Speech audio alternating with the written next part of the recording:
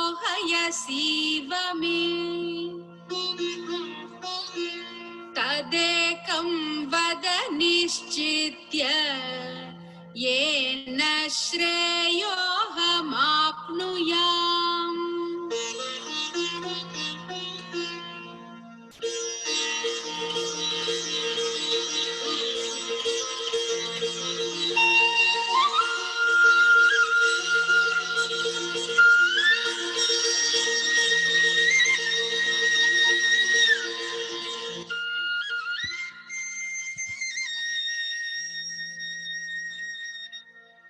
श्रीभगवानुवाच लोकेऽस्मिन् द्विविधा निष्ठा पुरा प्रोक्ता मया नघ ज्ञानयोगेन साङ्ख्यानां कर्मयोगेन योगिनाम् न कर्मणामनारम्भात् नैष्कर्म्यं पुरुषोऽश्नुते न च सन्न्यसनादेव सिद्धिं समधिगच्छति न हि कश्चित् क्षणमपि जातु तिष्ठत्य कर्मकृत् कार्यते ह्यवशः कर्म सर्वप्रकृतिजैर्गुणैः कर्मेन्द्रियाणि संयम्य य आस्ते मनसा स्मरन् इन्द्रियार्थान् विमूढात्मा मिथ्याचारः स उच्यते यस्त्विन्द्रियाणि मनसा नियम्यारभतेऽर्जुन कर्मेन्द्रियैः कर्मयोगम् असक्तः स विशिष्यते नियतं कुरु कर्म त्वं कर्म ज्यायो ह्यकर्मणः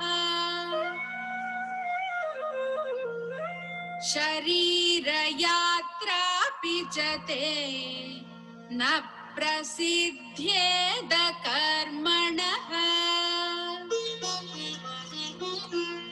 यज्ञार्थात् कर्मणोऽन्यत्र लोकोऽयं कर्मबन्धनः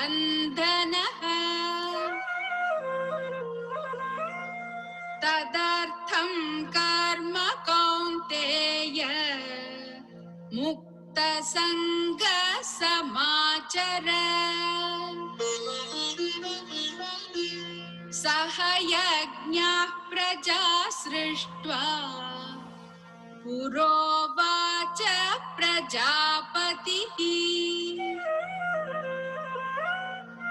अनेन प्रसविष्यध्वम् एष वोऽस्त्विष्टकामधुक् देवान् भावयतानेन ते देवा भावयन्तु वः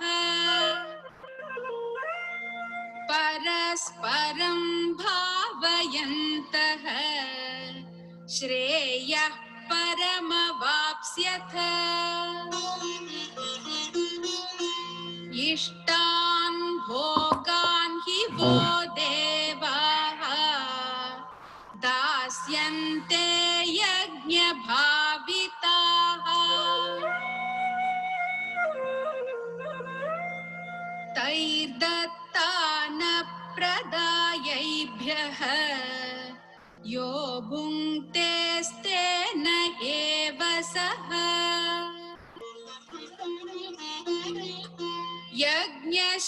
यज्ञशिष्टाशिनः सन्तः मुच्यन्ते सर्वकिल्बिषैः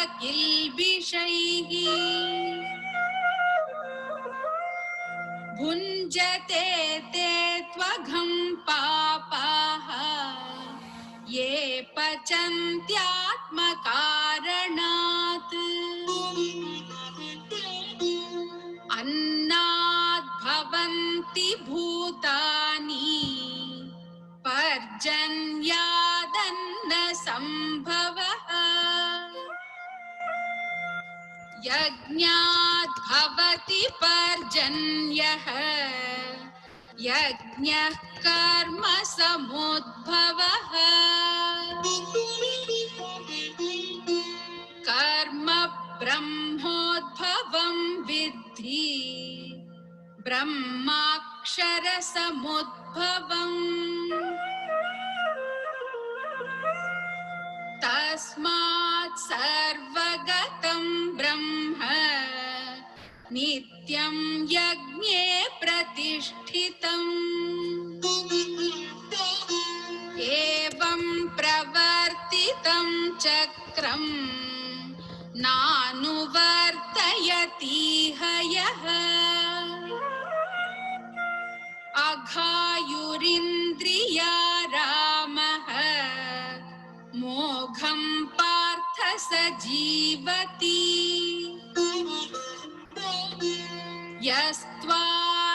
यस्त्वात्मरतिरेव स्यात् आत्मतृप्तश्च मानवः आत्मन्येव च सन्तुष्टः तस्य कार्यं न विद्यते नैव तस्य कृतेर्नार्थः नाकृते नेह कश्चन न चास्य सर्वभूतेषु कश्चिदर्थव्यपाश्रयः तस्मादसक्तः सततं कार्यं कर्म समाचर असक्तो ह्याचरन् कर्म परमाप्नोति पूरुषः कर्मणैव हि संसिद्धिम् आस्थिता जनकादयः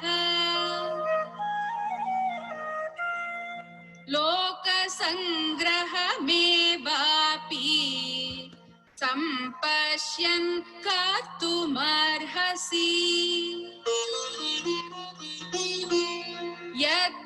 यद्यदाचरति श्रेष्ठः तत्तदेवेतरो जनः स यत् प्रमाणं कुरुते चक्रं नानुवर्तयतीह यः अघायुरिन्द्रिया रामः मोघं पार्थ स जीवति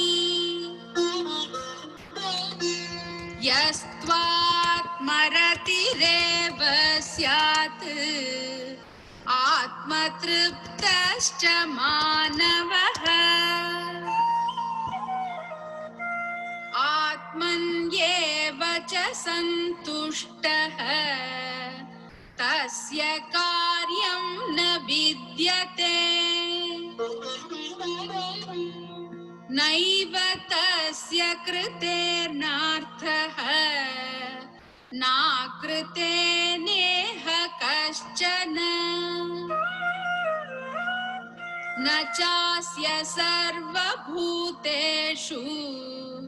कश्चिदर्थव्यपाश्रयः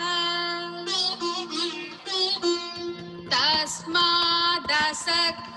सततं कार्यं कर्म समाचर असक्तो ह्याचरन् कर्म परमाप्नोति पूरुषः कर्मणैव हि संसिद्धिम् आस्थिता जनकादयः लोकसङ्ग्रहमेवापि सम्पश्यन् कर्तुमर्हसि यद्यदाचरति श्रेष्ठः तत्तदेवेतरो जनः स यत्प्रमाणं कुरुते लोकस्तदनुवर्तते न मे पार्थास्ति कर्तव्यम् त्रिषु लोकेषु किञ्चन नानवाप्तमवाप्तव्यम् वर्त एव च कर्मणि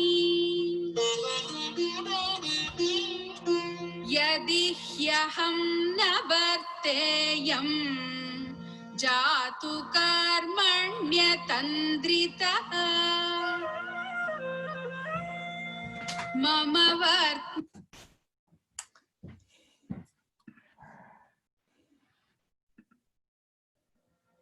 Facebook live ada చేశారు.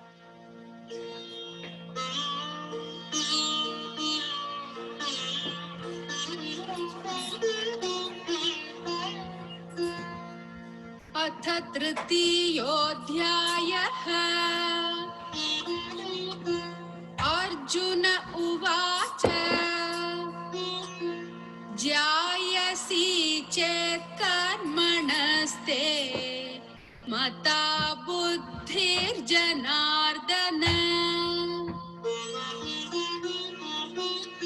तत्किं कर्मणि घोरे मां नियोजयसि केशव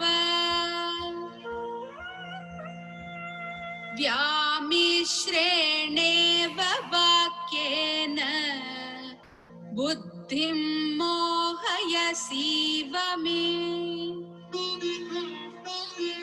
तदेकं वद निश्चित्य येन श्रेयोऽहमाप्नुयाम्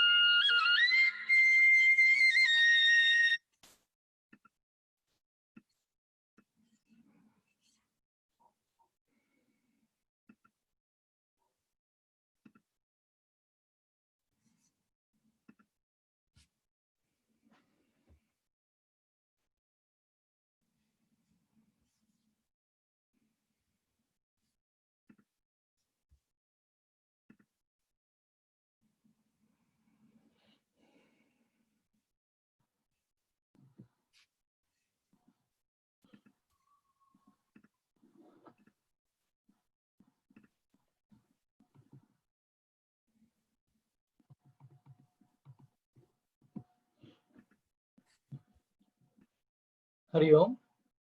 My pranams to the Guru Parampara and my pranams to all of you. So we will start with the prayers and then proceed.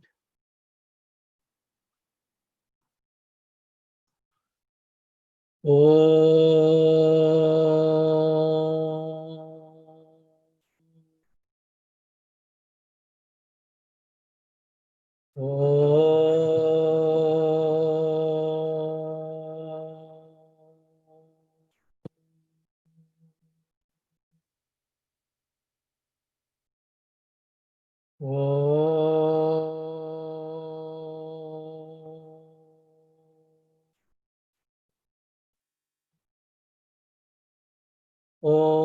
Sahana Vavatu Sahanau Bhunaktu Sahaviryam Karavavahai Tejasvinavaditamastu ma vidvishavahai.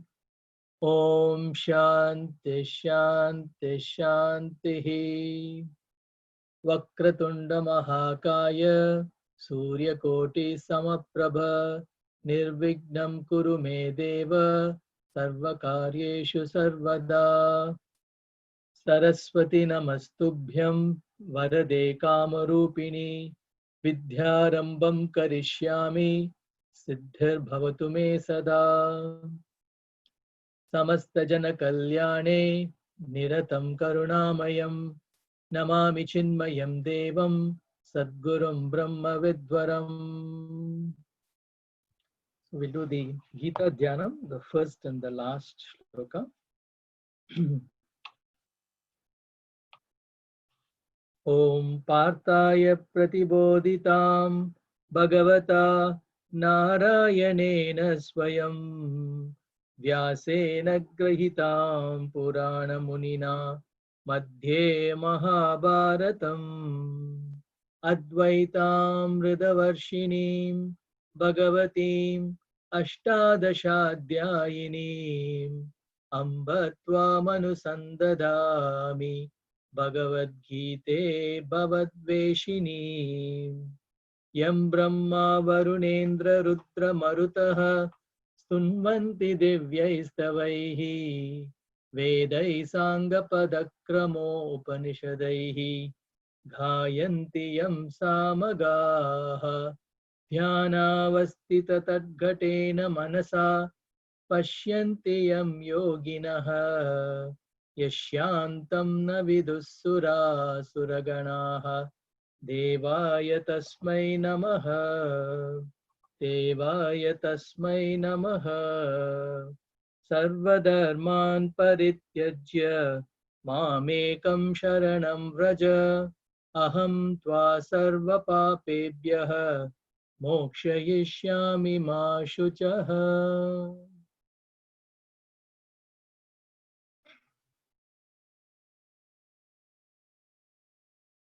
So today we are on the third day of our talks. So we'll review what we did in the first two talks and then we will continue on. So what is right action? The Bhagavad Gita way. So every action has to be dharmic. It has to be righteous, bringing about integration in the society. Every action should be meaningful. It should be meaningful to me. It should be meaningful to everyone. It should take me in the path of evolution and not in the path of devolution. It should be efficient. All the energies that I have should be focused in the job at hand. I should not be dissipating my energy in the anxieties of the imagined future, the regrets of the dead past, or feverish excitements in the present. So this way we can achieve efficiency. And every action should give me a sense of freedom. Everything is not going to go my way. And I should know how to face such situations. I should develop the art of right contact so that I can learn from situations and also have a sense of gratitude that will bring a certain degree of equanimity in my mind. And every action should bring happiness to me, irrespective of what the results are. So if every action has these 5 elements, then it would be right action, and it would make me happy, it would make everyone happy, and bring about integration in the society. So following this, we saw the flagship shloka of Karma Yoga, which also happens to be the summary statement on Karma Yoga, and also the flagship shloka of Bhagavad Gita itself. Yogastak kuru karmani sangam tyaktva dhananjaya siddhyas siddhyo samo bhutva samatvam yoga uchyate. Holding on to the goal. Always my eye should be on the goal, and that is called being steadfast in yoga. Perform my actions without attachment. And whether there is success or failure, I have to be ever balanced. Evenness of mind, samatvam yoga uchyate, is called yoga, is the most famous statement of Bhagavad Gita. Once you attain the state of liberation, you see everything with this balance of mind, and nothing affects you, but yet you perform with a very high degree of efficiency. That is called as samatvam yoga uchyate. So what we said was, we will take the Bhagavad Gita shlokas and see how it reflects in these 5 elements of right action. So we saw last class in detail about dharma and the shlokas that pertain to dharma. Swadharmamapi chavekshya navikampitum arhasi dharmyadi yuddhat shreyonyat kshatriyasya na vidyate. So looking at our own duty, we should never ever waver, no matter how daunting the task is. And especially if the task is, like, for example, in the case of Arjuna, which was a righteous war, there is nothing more greater than for a Kshatriya to fight a righteous war and display his skills and do his duty. The same thing, every opportunity that comes to us, which is in our line of duty, no matter how daunting it may be, we should take it up and perform it to the best of our ability. Shri Bhagavan Uvacha Lokesmin Dvivida Nishta Pura Prokta Mayanaga Jnana Yogena Sankhyanam Karma Yogena Yoginam. So many paths are available, and but it's very important for us to choose the path that we are qualified. So here, Sri Krishna says there are 2 paths: Karma Yoga of the Sankhyans, Karma Yoga of the Yogins, and then Jnana Yoga of Sankhyans. And he glorifies Sankhya Yoga in chapter 2. And Arjuna feels, why should I do Karma Yoga? I should actually do Sankhya Yoga. But then Lord Sri Krishna advises Arjuna to go in the path of Karma Yoga because he's more qualified in that. Similarly, in our life, we have to know where we fit in, where we qualify the best. And we should then use that path and grow ourselves. If there is another path that we want to go to ultimately, yes, we can do it, but we should grow ourselves the path that is more comfortable and build ourselves to the next step. So in this shloka, when it says 2-fold path, Karma Yoga and Jnana Yoga being 2-fold path, it's actually one and the same path is being indicated. You start with Karma Yoga, you purify your mind through Karma Yoga, and then you slide into Jnana Yoga. Na karmana manarambat naishkarmyam purushoshnute na cha sanyasana deva siddhim samadhi gacchati. So to reach the state of naishkarmyam, actionless, we have to perform actions. So what is this state of naishkarmyam? Which is the actionless state. Means actionlessness means desirelessness, Desirelessness means vasanalessness. Vasanalessness means ignorancelessness, and ignorancelessness means state of knowledge. So to get to that ultimate state of knowledge, which is the state of liberation, one has to go through the path of action. And not even in the shloka, it says, not even by mere renunciation can one get into perfection. That is, you sit and say, I'm going to do meditation. Not even through the, if I don't know what to meditate upon, why should I meditate? But I just want to meditate. So even by mere renunciation, okay, you cannot go to that path. Nahi kaschit kshanamapi jatu tishtatya karma krit karyate hyavashah karma sarva prakriti jai gunaihi. Indeed, not even for a moment, not even for a moment can a person be actionless, because the force of the gunas will push you to action. So what are these gunas? There are three gunas: sattvic, rajasic, and tamasic. A person who has the nature of a sattvic guna will perform actions in the pursuit of knowledge, in the pursuit of integration. A person with a rajasic disposition will perform actions driven by a great ideology. It's like a scientist has a vision, like Thomas Alva Edison. He knew he wanted to invent the electric bulb. So that vision drives this person. Or a politician who wants to establish his country in a certain way. He's driven by patriotism. And so he works towards that goal.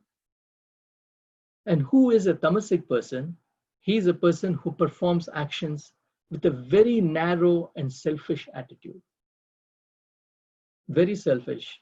In fact, he would do whatever it takes to meet his immediate goals. So these are the three gunas which will push you to action. So even if you go to sleep, all right, in the night, these gunas, the vasanas that are in us, expresses as these gunas, and these gunas will push you out of the bed to action. So you cannot escape action. So Swami Chinmayananda, whose guru was Swami Tapovan Maharaj, after a 6-year intensive study under Swami Tapovan Maharaj, Swami Chinmayananda asked Swami Tapovan Maharaj, Guruji, I want to go to the down to the plains and spread this wonderful knowledge. But Tapovan Maharaj said, if you go there, you're going to be sucked into some samsara. Whoever wants to learn should come here and learn. But somehow this did not fit with Swami Chinmayananda. Swami Chinmayananda was rajasic in nature, meaning from an attitude perspective, he was sattvic, but from an action perspective, he was rajasic. So somehow he coaxed Swami Tapovan Maharaj to give the permission. And so he came and he went after karma. He established over 300 centers worldwide and over 80 Chinmaya Vidyalaya schools, hospitals, programs for rural development, on and on and on. So once all these karmas are done, Gurudev actually says humorously, the karma comes after you. You first go towards karma, and then the karma comes to you. So even towards the end of his life, his heart was working just around 20%. He was a heart patient, but he still had to do his work to keep the mission going.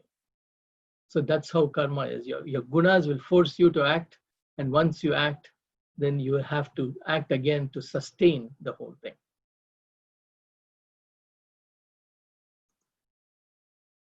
Niyatam kuru karmatvam karmajyayo hya karmanaha sharira yatra pichate na prasiddhyeda karmanaha. So you have to perform your bounden duty, for action is always superior to inaction. Even the maintenance of your body would not be possible by inaction. So what we saw in this context, our main duties are the Nitya Karma and Naimittika Karma. So Nitya Karma is the karma that you have to do every day. And like you get up in the morning, take a shower, so on, go to work, come back, spend quality time with your family, have your dinner, right? So those are your daily things. You have no option, but you have to do it. So Naimittika karma is karma that is enjoined upon you occasionally. So if there is a birthday party in your friend's place, you have to go there, you have to wish them, you have to give them a present and so on. So that is Naimittika karma. These are the two karmas that we have to do, and together they're called as Niyata karma. Then you have Sakama karma. 3 and 4 are karmas that we should avoid. Sakama karma is karma that's driven by desires, and Nishiddha karma is prohibited karma. So this is our duty which we have to do. First 2 we have to do, and 3 and 4 you have to stop. So just to wrap up the whole thing, with respect to dharma, we saw the first shloka, Bhagavad Gita 2:48, which says, staying focused on your goal, you perform your duty without attachment and maintain equanimity. Whether you have success or failure, you maintain equanimity. Then we saw Bhagavad in shloka 2:31, never ever waver to perform your duty. And then 3:3, perform action that is right for you. And 3:4, we saw neither by non-performance of action or mere renunciation your goals can be achieved, let alone the highest goal. And in 3:5, we saw our gunas will force us to act. Even if you don't want to act, it will force us to act. Even if you're very rich, you don't have to work, you don't have to do a job, you have to act just for the maintenance of your body. And shloka 3:8, he says, you perform your bounden duty. That is, you do your nitya karma and avoid, do your niyata karma and avoid sakama karma and nishiddha karma. So these shlokas pertain to the topic of every action has to be dharmic.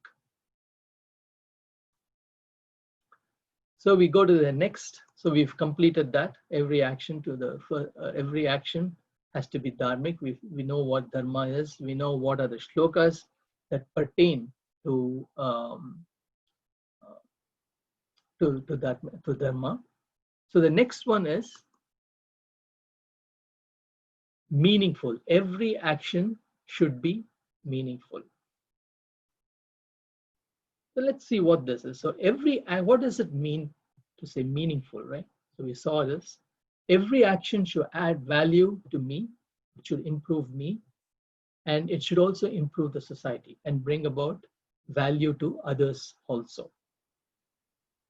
In every step of the way, okay, we have 2 choices. One choice is the path of the good, which is called as Shreyas, and the other choice is the path of the pleasant, which is called as Preyas. So Shreyas takes you in the path of evolution, and Preyas takes you in the path of devolution. In fact, the highest meaning of Shreyas is you lift the whole world into the next higher level without creating any imbalance in the society.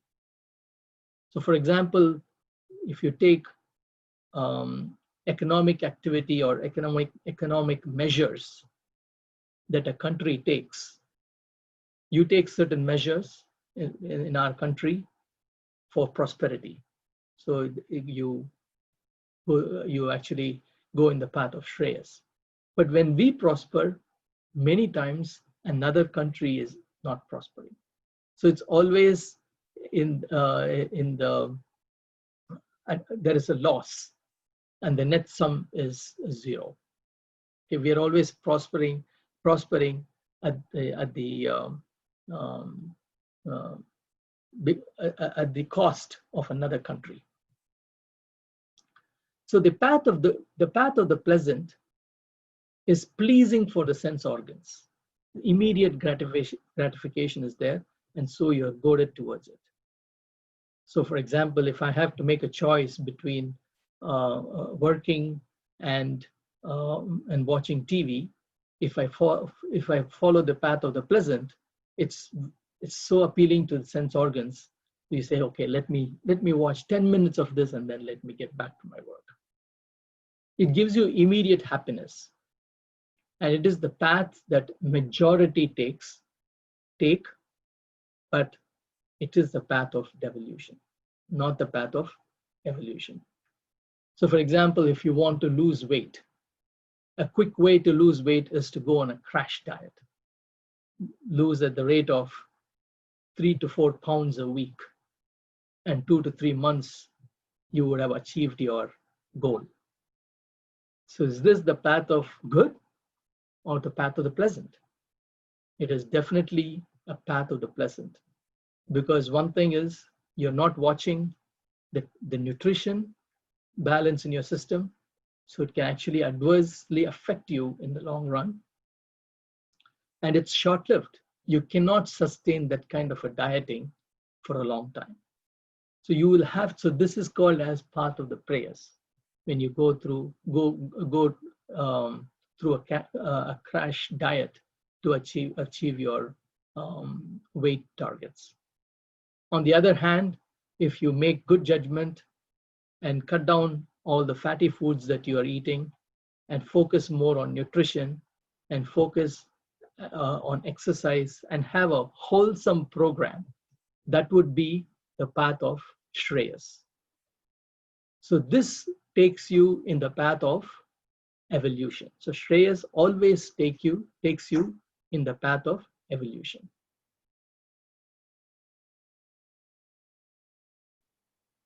So, as any great scientist, the rishis also classified action. They classified action into 3 categories: laborers, workers, and people of achievement. So laborers are people who do things with a selfish attitude. Workers are people who are less selfish, but inspired by a goal, like a scientific discovery or a political ideal. And people of achievement are totally selfless. Okay, so which end of the spectrum do we want to be? Obviously, we want to be selfless. The scale for selflessness has been established by our own Mahatma Gandhi. He was totally selfless. He did not want any kind of power, position, wealth. His only goal was to set India free. And he went about that goal in the most selfless way anybody could imagine. He went the route of ahimsa, wherein at the end of the whole game, everybody came out as a winner. Even the British felt that they won because they left the place peacefully and they learned something in this whole process. So when you act selflessly, meaning you're not attached to what your action is going to bring you, like fame, wealth, security, you just do it because it has to be done, because you love it, because it's the right thing to do. So you just do it. So when you do it, you are not tormented by the anxieties of an imagined future. Okay. So the whole energy that you have will be able to, you will be able to focus in the present. And as a result, whatever you're doing will come out successfully. So in order to be a selfless person, do you have to change your profession? So does a doctor have to become a freedom fighter, or an engineer has to become a doctor? Not really. You have to change the attitude with which you're working. Whether you're a doctor, whether you're a teacher, whether you're an engineer, it does not matter. Just by changing the attitude, you will be able to get to the level of Mahatma Gandhi. So we have to change the attitude from a selfish attitude to a selfless attitude. So you may ask me, if I do that, who's going to take care of me? In fact, your work itself will take care of you. Because when you work selflessly, the quality of your work is going to be excellent. So if you're a doctor, you're actually going to be an excellent doctor. An excellent doctor is going to attract a lot of patients, and a lot of patients means a lot of revenue, right? So what you do with the revenue, that's up to you. But you are not attached to the revenue. You're attached to the fact that I am a doctor, okay? So one of the questions that might arise here is, if I'm not attached to the goal, how will I be able to function? How will I be able to inspire myself? So when we say that you should not be attached to the goal, means you should not be attached to the results of your action. It should not become, your attachment to the goal should not become a negative hindrance to your work. As long as it's positive, it brings inspiration to you, that's great. That's not called attachment. Attachment is, you have this idea of security that this action is going to bring you, and you're attached to that security. What will happen if this action fails? Then my security is affected, right? So these kinds of imaginations drains your energy away, and you're not able to focus in the present. So a person who is selfless doesn't have all these distractions that the goal can bring into your life. So now let us see the genesis of action itself. Okay. So everything starts with a desire. So you have a desire, and in order to fulfill the desire, you got to do something, right? So you have to perform action. When you perform action,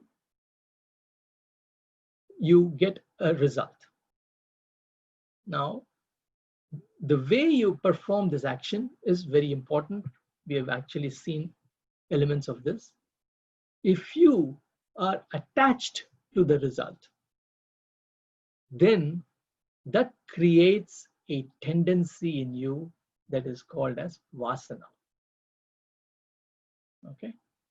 But if you're not attached to the result, if you're doing the action for the sake of action without attachment, that's why in Bhagavad Gita, everywhere we have seen so far, do your action without attachment. It is said something like 82 times the word attachment has been used in the Gita. Shows the importance of this small but yet powerful word that can bring a lot of hindrance to us.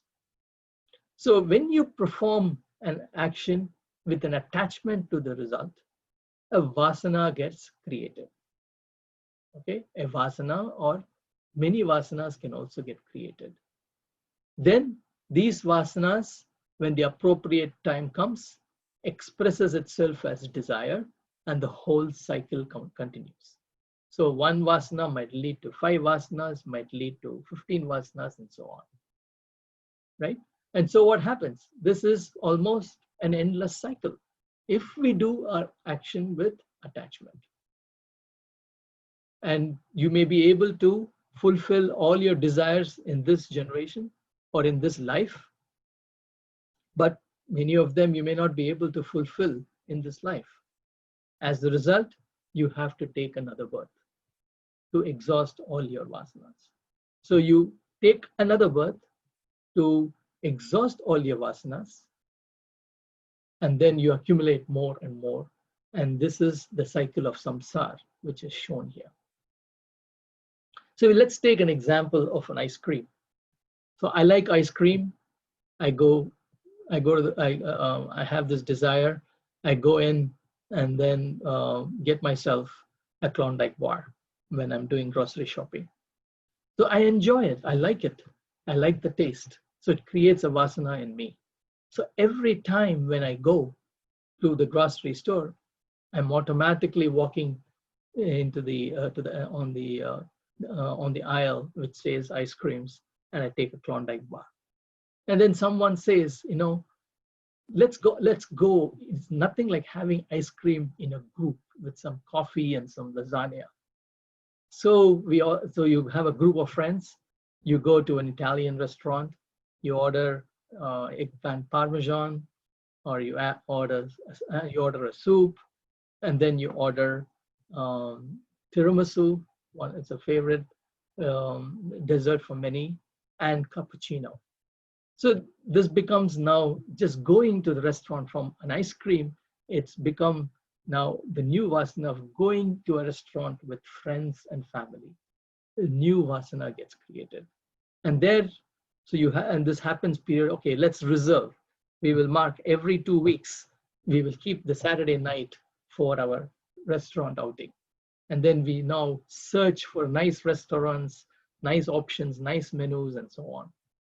And then you meet as a group, and then somebody starts to talk about investments and investment clubs. And you are attracted. Wow, I'm just getting 2% of interest now. How this will give me 6-7%, maybe sometimes even more. So you're lured to investments. And then people talk about, I just bought this house, I just bought this car, so beautiful, so wonderful. And these are people now part of you. It's your family actually, because you are going with them on a periodical basis. You share and you trust in everybody. So their recommendations means something to you, just like how your recommendation can mean something to them, right? So now you have what started as an innocent ice cream vasana moved into ice cream plus coffee plus restaurant, then plus investments, plus house, plus. So this is how vasanas multiply. So looking at this in a different way, okay? When there is a sense of doership, okay, there will be a sense of enjoyership. You cannot avoid this. Okay, so this is a cycle. So I have my doership, then enjoyership. I enjoy, then I create more vasanas. I perform with doership, with the ego that I'm doing it, and then that creates new vasanas and enjoyership. So this cycle keeps going on. It's another way of just representing the previous vasana creation cycle. And this is samsara. So how do we get rid of this doership? That's where we have to inquire. Okay. Now take a marriage setting. You have the groom's side and then the bride side. Okay. So there's a person, Ramu, who decides to be an imposter. Gate crashes the wedding, and then he pretends to be part of the the bridegroom's family. And then he goes to the bride's family and uh, bosses them around. I just walked in, there was nobody to welcome me. Please make sure there is somebody there. So the bride's father makes sure that happens. And then he comes after 15 minutes and says, it's time for breakfast. Not everybody is being served. Everything is going slowly. Try to speed it up. So like this, he is going one after another. But usually in such situations, the bride side, they are very silent because this person is from the groom side. My namaste is to him. I don't want to stir anything up right now because my daughter is getting married. So the marriage takes place. The wedding is over. Everybody is relaxed. The bride's side is relaxed. Then the bride's father and the groom's father, they get together and they start talking. And then the bride's father sees Ramu there. And Ramu notices this. And then the bride's father starts to talk with the groom's father. At that time, Ramu understood that his bluff is going to be called. So he quickly slips away and leaves the place. So when the inquiry starts, okay, then the ego disappears. So let's look into, so we have to inquire, what is this ego? So when that stops, it disappears. So for example, let me take a situation where I feel great because I have achieved it. I've achieved a particular status in my life. I have worked very hard. Okay. And now I have worked, I have a good job, and I tell myself, I'm going to buy this Ford Explorer. So there is a sense of doership in this. I'm eligible. I'm perfectly qualified to buy this car, and I want to buy it and enjoy it. Now, from most perspectives, people will say, yeah, he worked for it very hard, and so he did his job right, and he is buying this car. But if you start to inquire into the hard work that I have put in, okay, we've taken the help of starting from our parents, without which we could not have had an education. Then our teachers, without which nothing would have been possible. We wouldn't have learned everything. And then all our doctors to whom I go. I have a fever, if I have a leg pain, if I have a ear pain, so many doctors I have been to, okay? And they have helped me. In fact, there was a time, you remember, that you had a very critical exam, very crucial exam, your board exams, and you studied very well, but then the previous day you fall sick, really sick, and you go to this doctor at an odd hour, and he is very kind enough to oblige, gives you a medicine that cures you instantly.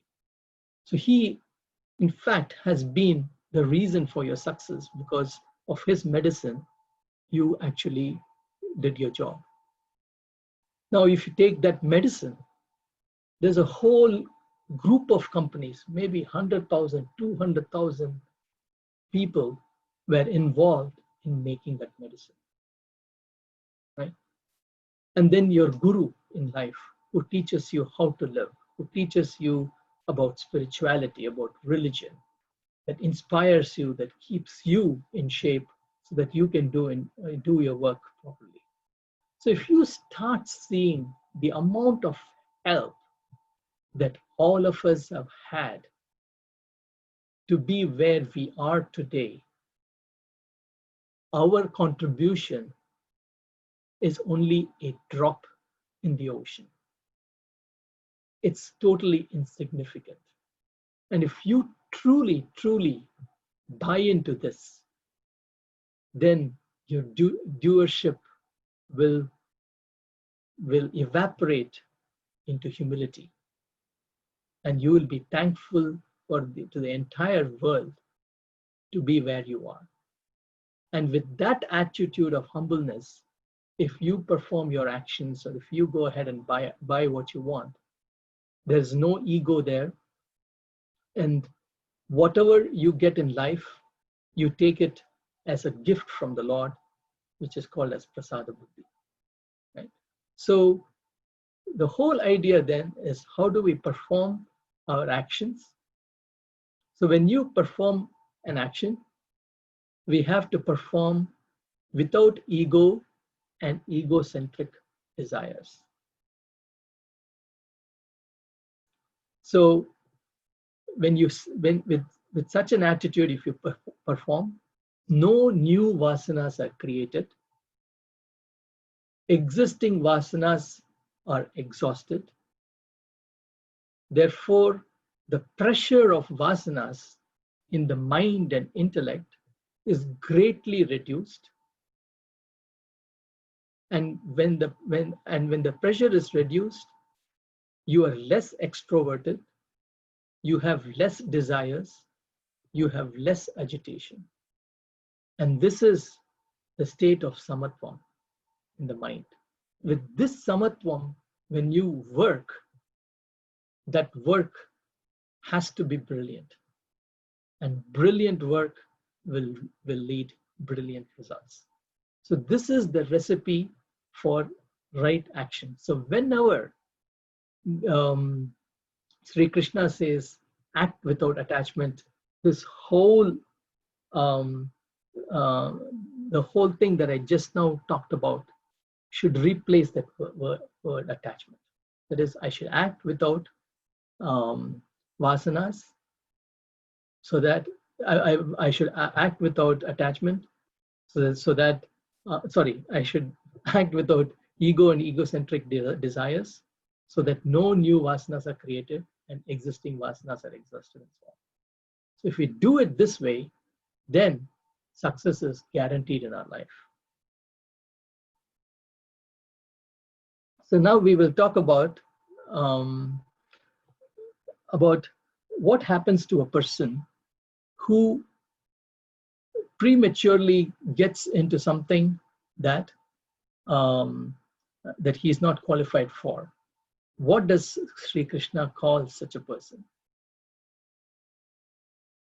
So this is Bhagavad Gita, Shloka 3.6, chapter 3, Shloka 6. Karmendriyani samyamya aste manasa smaran indriyartan vimudhatma mityachara savuchyate. So merely restricting the organs of actions, these are called as karmendriyas. So we have 5 jnana indriyas and 5 karmendriyas. That is, the 5 indriyas, which is eyes, ears, nose, tongue, and skin. So these organs are the organs through which knowledge enters our system. And then the organs of action are hands, legs, genital organs, anus, and the organ of speech. So if we merely restrict these karmendriyas, who sits down either for meditation or sits down to do his work, if he starts thinking in his mind about all the sense objects, and he actually feels suppressed at that point, such a person is called as a deluded person. And Sri Krishna here describes this person as mityachara. Mithya is false conduct. Achara is a person with a false conduct. So mithya is false, achara is conduct. So mityachara is a person with false conduct. So such a person who is restricting his sense organs, but mind is wool gathering, such a person is called as hypocrite. So you imagine this nice scene. The family, it's a beautiful day, just like today, in the temperatures in the upper 70s, a nice soft breeze blowing, and all of us are itching to be outside. Thank you for being here. Okay, so a family approaches, the sons and the son, daughter, and the wife.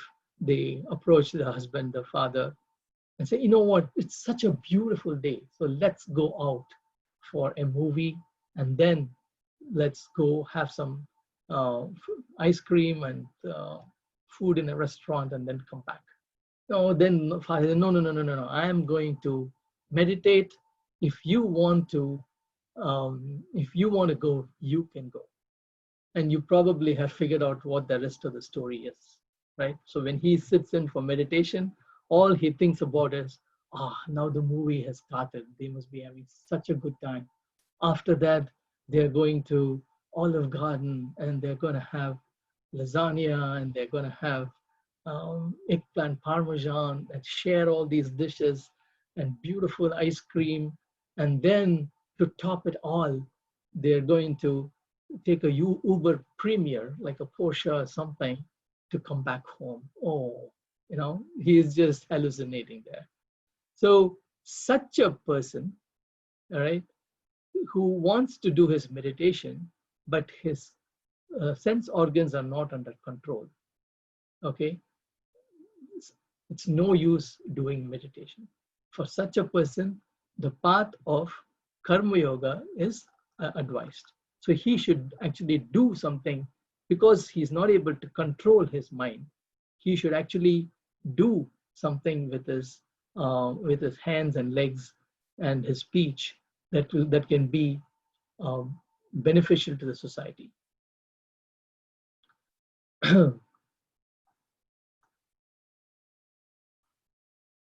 So here, there is a very important value that we should all take in life. And if this value is not followed, in fact, our life becomes a mess, a topsy-turvy. It's called, the value here is Satyam. So what does Satyam mean? Satyam is speaking the truth. That's the layman's definition of Satyam. But really, the word Satyam is defined, the highest definition of this word is the integration of the intellect and the mind. The intellect is driven by the inner conscience. The Lord who is sitting in your heart is telling you what to do. It can only be right. It can never be wrong. Okay? So the intellect is saying, you have to do something, you have to do work. Okay? But then the mind, because of the pressure of the vasanas, wants to see TV. And if the vasana pressure is very high, it can actually win over the intellect. And when it wins over the intellect, you're going to end up seeing TV most of the time very regretfully. And after that, you're going to say, oh my God, I've wasted so much of time. You don't even enjoy the TV, but the vasana pressure forces you to watch TV. So this is called as disintegration of intellect and mind. And that is the definition of Satyam. Because Satyam is what? Doing something false, right? The intellect is asking you to do something. Your mind ends up doing something else. And that's where you are actually in the path of falsehood within your own self. And this actually creates a vasana in us, a vasana of asatyam.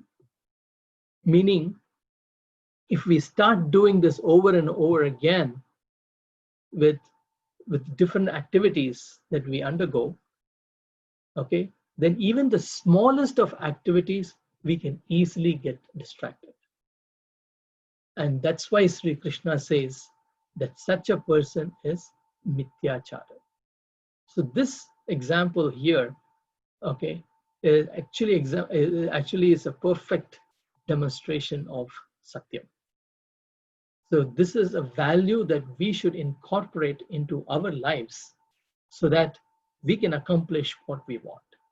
If the intellect prevails in every situation, right, you are then leading a life of satya. So even if a distraction comes, even if an attachment comes, you're going to put it down. And the intellect is going to prevail, because that's the vasana, that's the tendency that you have created. On the other hand, if you create a tendency where the mind wins over the intellect, which is the tendency of asatyam, then you will never be able to accomplish great things in life.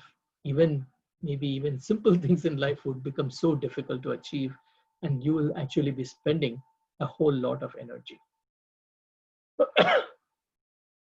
So this is very important. So this shloka actually amplifies that, or showcases the value of satyam and efficiency. The next shloka is the science of right action and right living is couched in this gem of the shloka. In fact, the answer to this shloka, this mithyachara shloka, is given in the next shloka.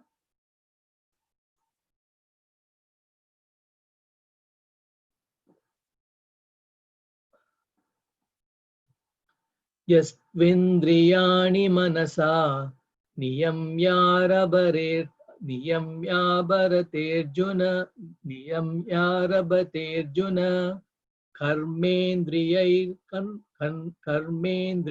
karma yogam asaktasya vishishyate.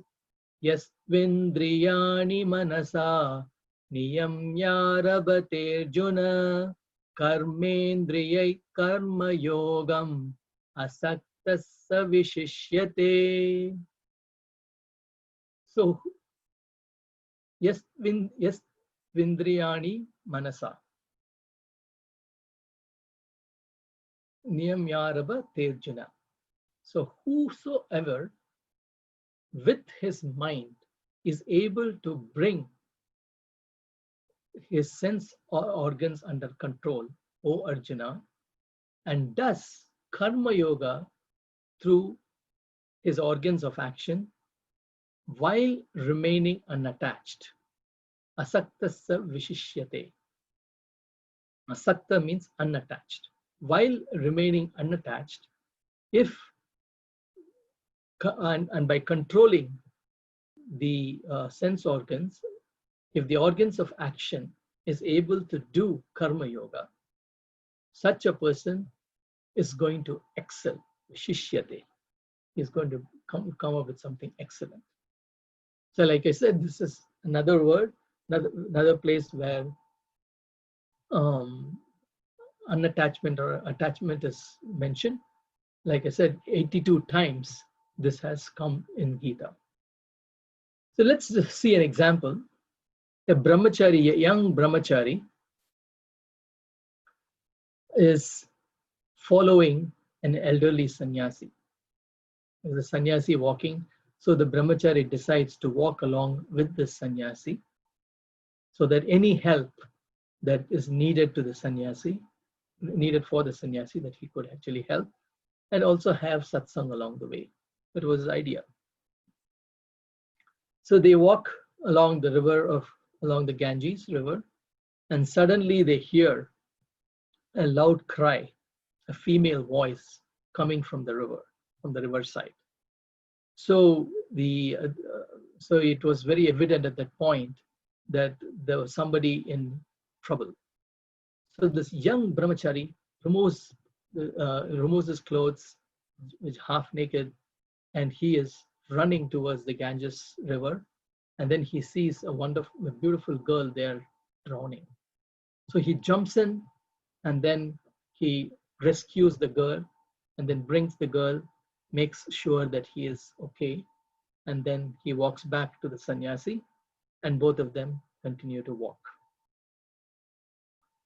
So they for the rest of the half day, this happened in the afternoon, for the rest of the day, they walked, and um, and towards the evening, the sannyasi was very tired, and so he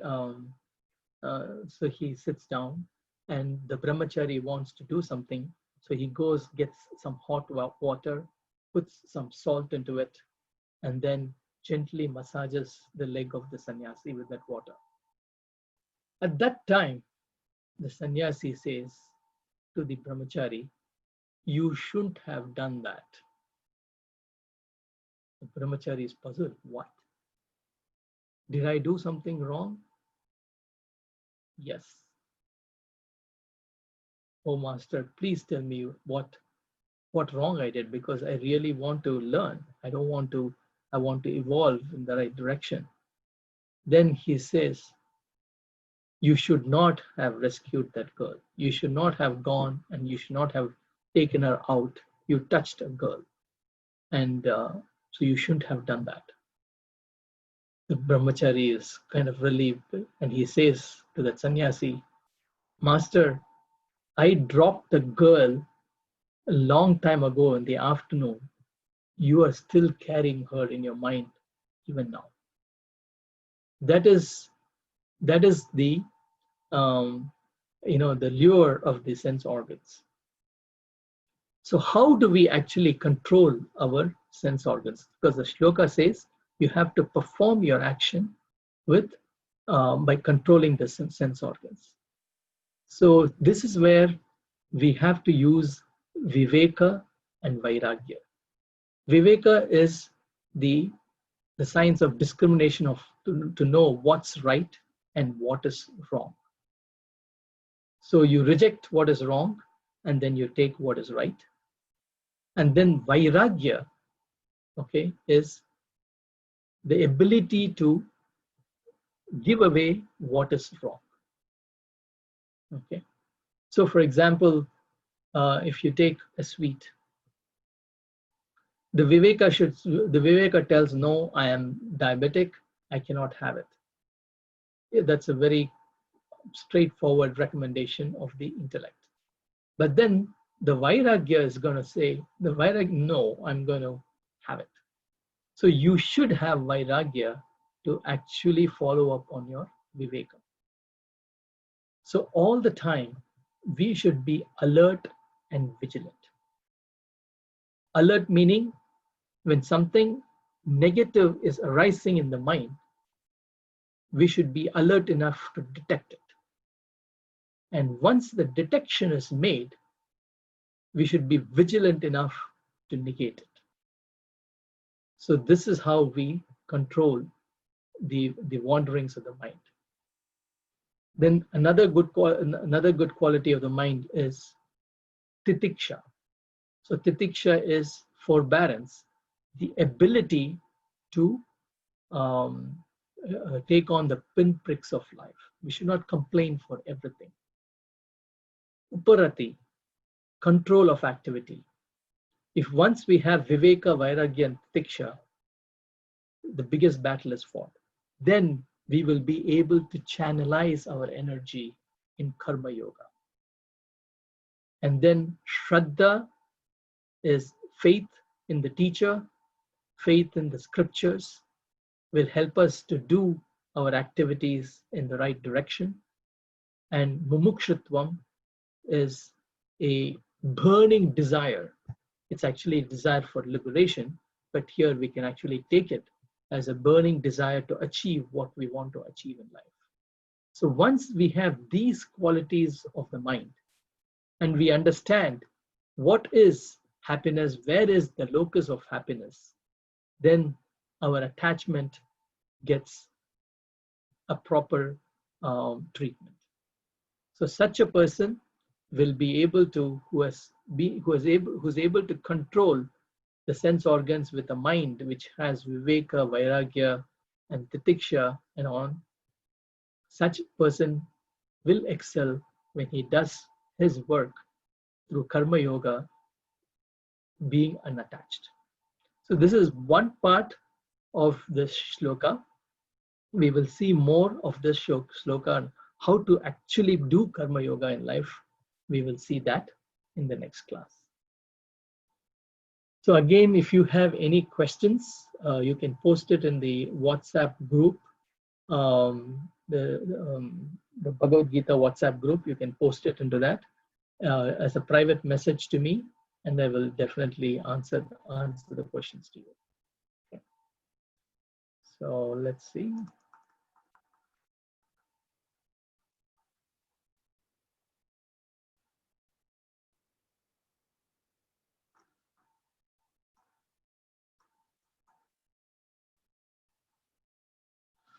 So our next session is going to be on June 13th, same time, 11 a.m. And the last session is going to be on July 4th. So we'll close up right now with the prayer, and then I will pass it on to Satish ji if he has any announcements. Om Purnamada Purnamidam Purnat Purnamudachyate Purnasya Purnamadaya Purnameva Vasishyate. Om Shanti Shanti Shanti. Harihi Om Shri Gurubhyo Namaha. Harihi Om. Satish ji, if you have anything, please take over. I'll stop the share. No, I think this is great. This is another amazing lecture. As I always say, please take notes, and we shall see you next week. Thanks again. Radhe Radhe.